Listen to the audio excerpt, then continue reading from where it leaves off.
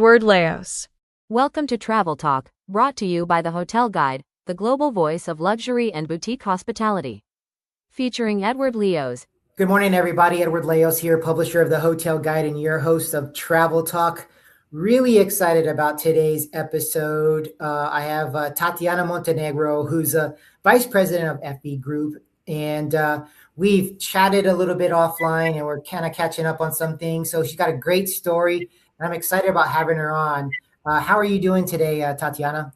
I'm very well. Thank you, Edward. It's great to see you.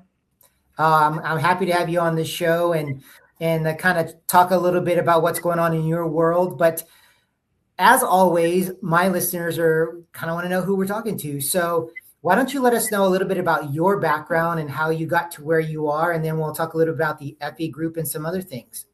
Of course, with pleasure. So as a daughter of immigrant restaurateurs, I grew up in the restaurant business. And after college, I was in Washington, D.C., and I got into hospitality. I started as a tour guide, then I went to concierging at hotels, and then I evolved into sales management, still within the hotel industry, until I took a cruise as an adult for the very first time, and I thought, oh my gosh, this is it. This is the thing that I dreamed of doing as a child, and now is the time. I was still in my 20s, and so I pursued it. I chased the dream, I caught it, and I went out and lived and worked on a cruise ship for the better part of 8 years. And it was a career change. It was a phenomenal opportunity to come into my own as a public speaker and to be able to marry my background in hospitality, my love of sales and presenting. And I made some great contacts in the industry. And then when it was time to go, I fell into presenting for conventions in the automotive industry, and also directing tours, not exactly cross country, but weekly tours, hosting people from different countries because I do speak languages. I grew up speaking Spanish, I speak French, I speak Italian, and so yeah, that was phenomenal. And then finally, I came full circle when a former colleague of mine had been recruited by Effy Group.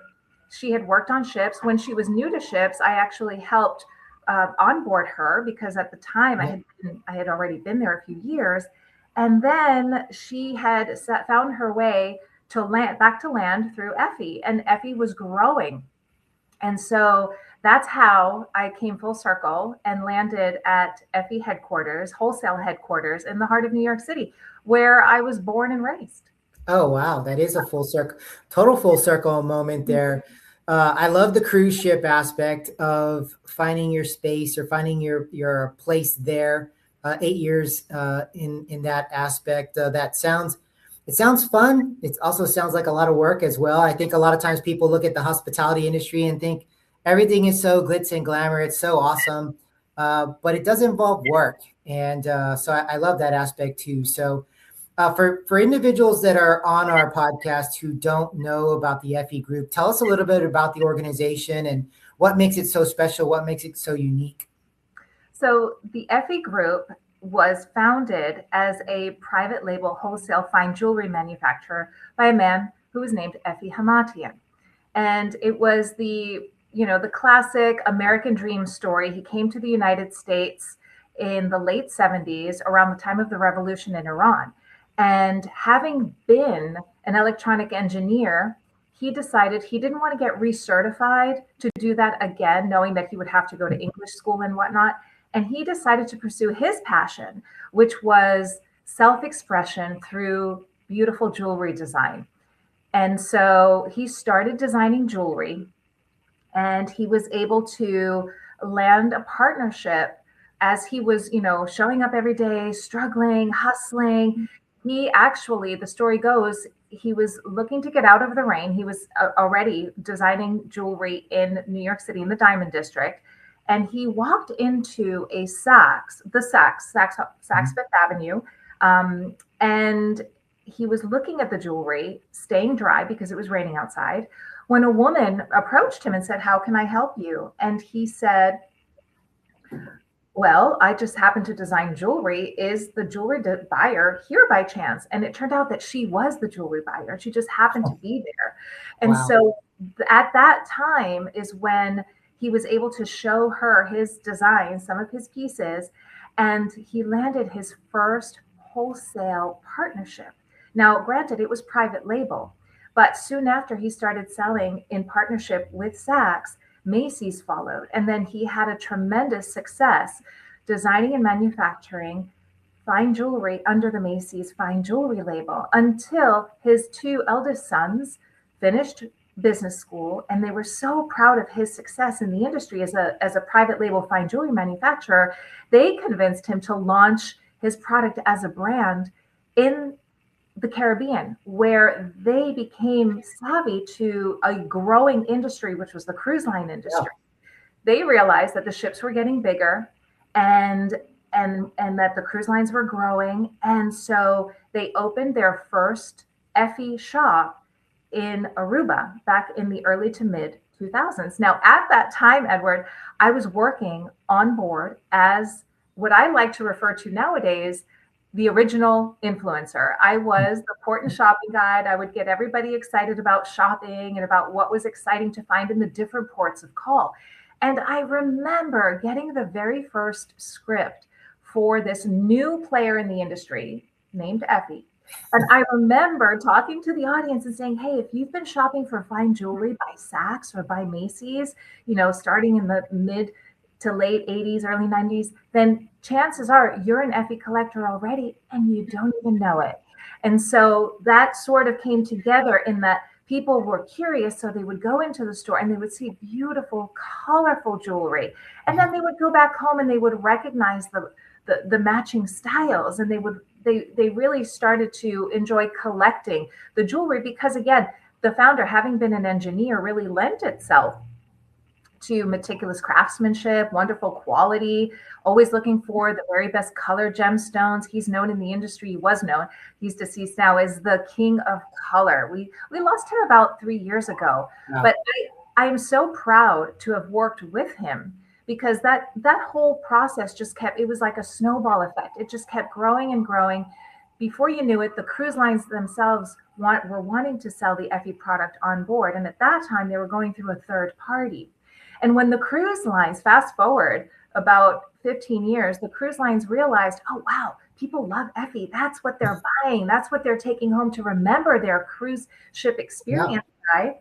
They reached out directly to the Effie family, and now Effie runs the entire onboard retail fine jewelry operation on all of the major cruise lines. It's a phenomenal full circle moment for them to have grown so quickly and so phenomenally in the travel space. So not just on the cruise ships, but in the ports of call, even at like the resorts. The sandals, they're there. We're in partnership with Colombian Emeralds International, which is, at the sandals resorts. You go in there, you're going to find an amazing amount of Effie collections. So if anyone's traveled either on a cruise ship or to a resort in the Caribbean, or to any of the islands in Alaska, chances are they've seen the Effie shop and Definitely. experienced the fun behind these beautiful ways to express yourself. No, that's such a phenomenal story. And I know what, when you were telling me that before, I think it was important for our listeners to know that too. And you're right. There's probably a lot of our listeners who have seen it, probably own their own pieces of Effie jewelry as well. And I found it very amazing how the evolution of the brand got them to where they are now. And I think the big thing too is how travel and tourism and hospitality has been the focal point of their success in doing what they're doing.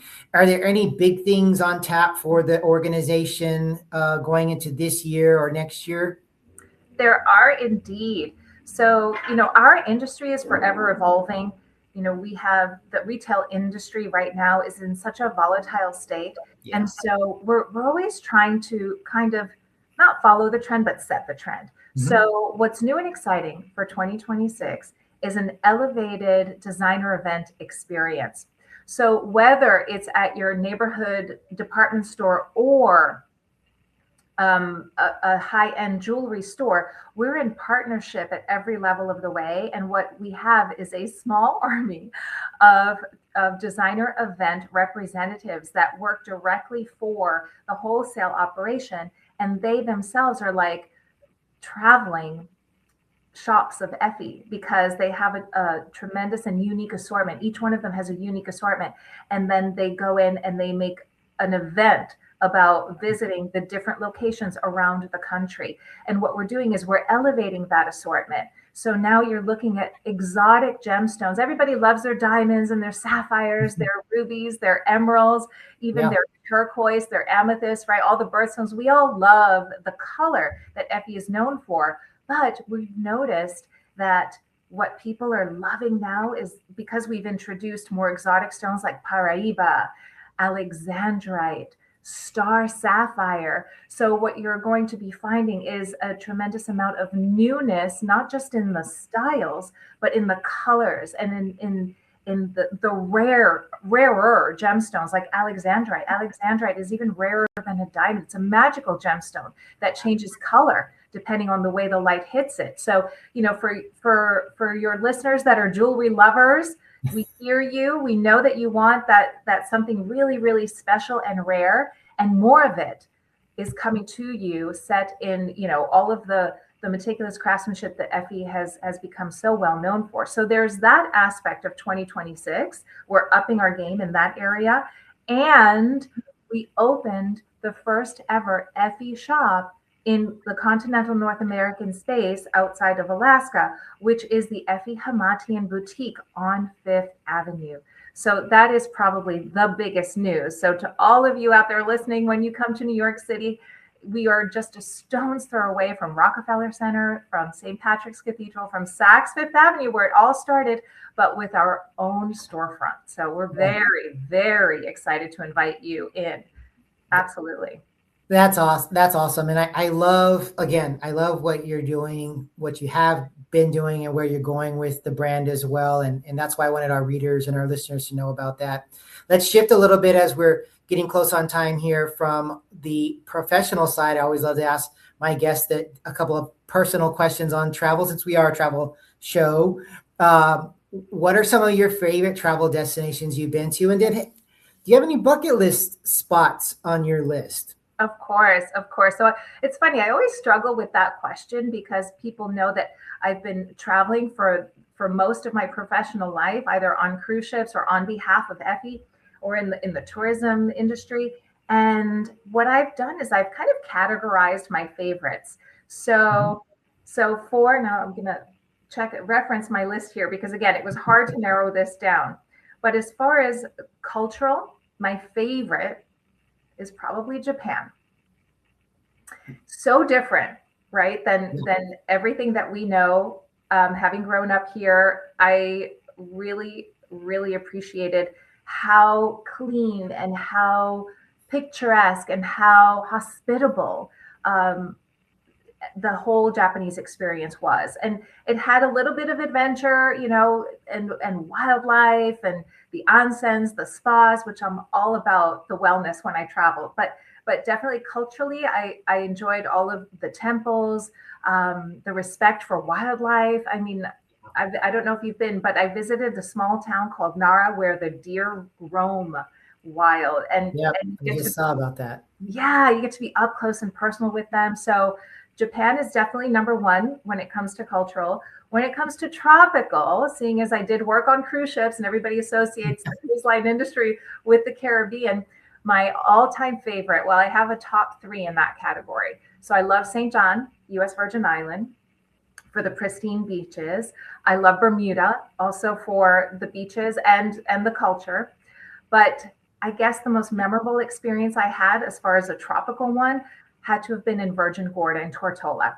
So the ship would dock in Tortola, and from Tortola, you get on the ferry boat to take you to Virgin Gorda. Visiting the baths there is an experience like no other. And the boulders and the experience of, it's like you're going cave exploring, but yet you've got the ocean. You're at the ocean's level, and the water comes in and creates these beautiful baths in a cathedral-like space within these massive boulders. So that's my favorite tropical destination.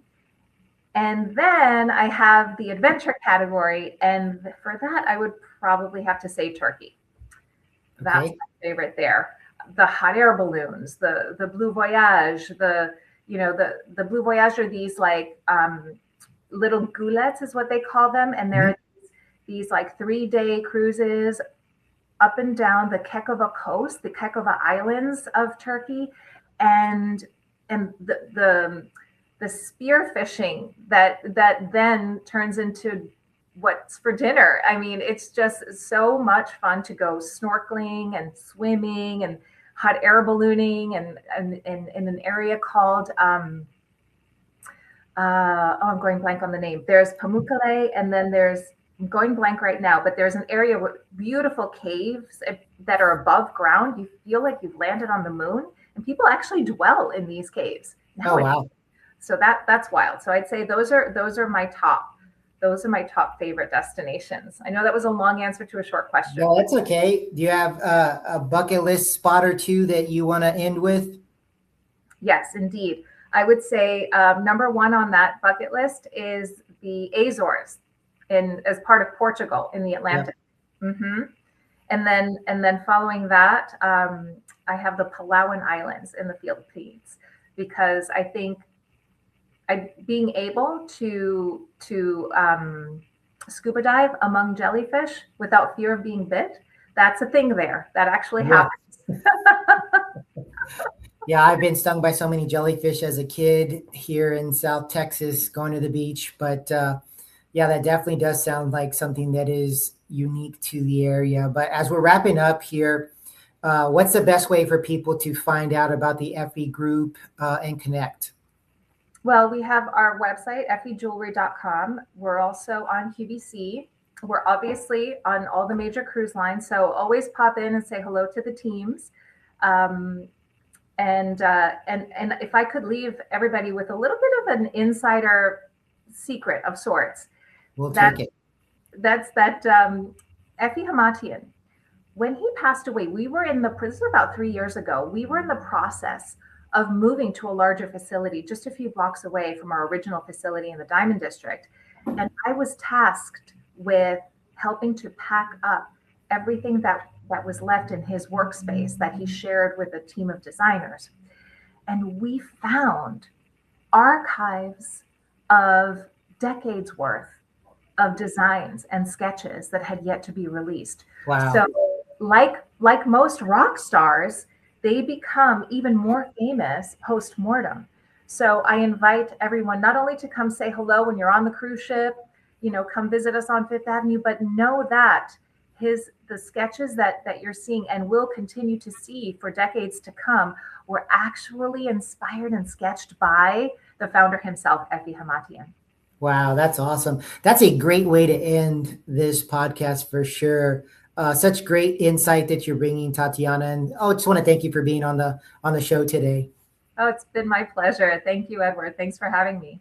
Oh, perfect. Hey, to all of our listeners and readers out there, you know the drill. Follow us at thehotelguide.com. Like, subscribe, share. We'll have in the show notes Effy's website and how to contact them and get in connection with them. But as we always like to say, travel and make memories. And until next time, everybody take care, and we'll talk soon.